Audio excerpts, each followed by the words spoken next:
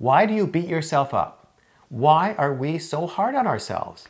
Why is self-talk usually negative? And why is it so hard to stop? This week we look inside your head to solve that mystery.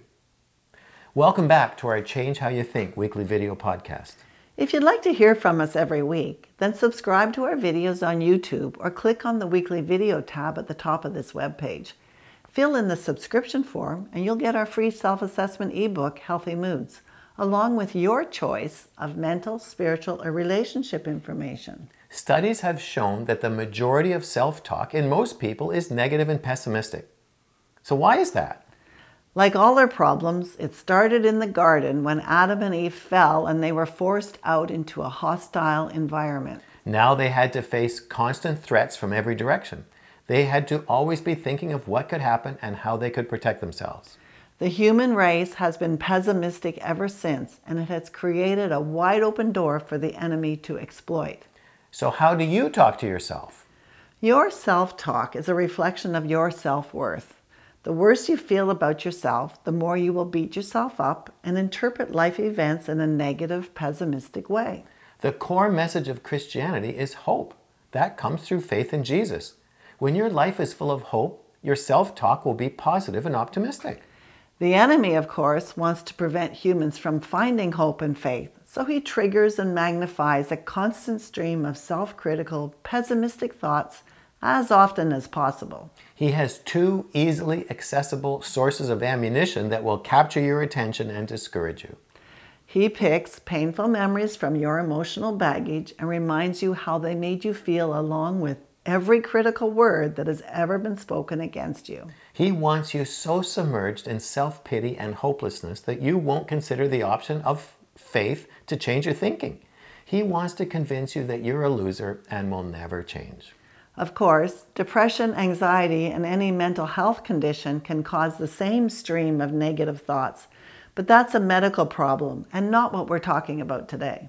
One time years ago, when I was having a difficult time with pessimistic thoughts and worries, God spoke to me so clearly and said, "Challenge the origin of every thought.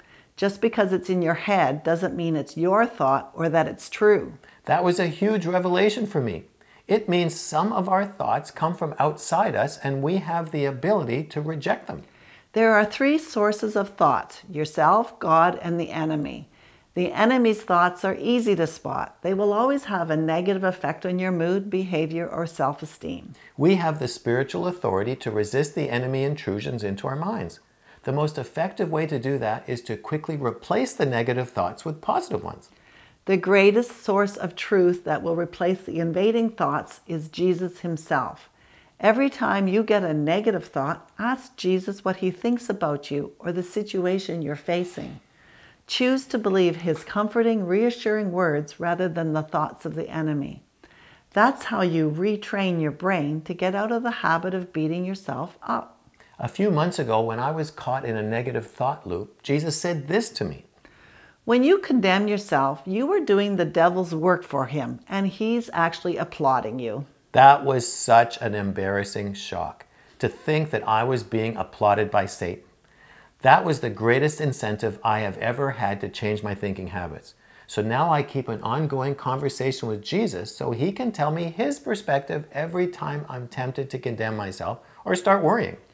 Your view of yourself needs to match Jesus' view of you. You're his child. He paid a very high price for you, so he thinks you're amazing, even though you are an imperfect work in progress. So if you want to stop putting yourself down and change the chatter in your head, start by unloading your emotional baggage through a personal healing journey and disarm the enemy. And learn to hear God's voice so you can have an ongoing conversation with Jesus, who will strengthen and encourage you. You'll be able to form new, positive, hopeful thinking habits. If you'd like to learn how to unload your baggage, hear God's voice, and stop condemning yourself, come join us in Free Your Mind. Free Your Mind is an online self-study program that will help you change how you think.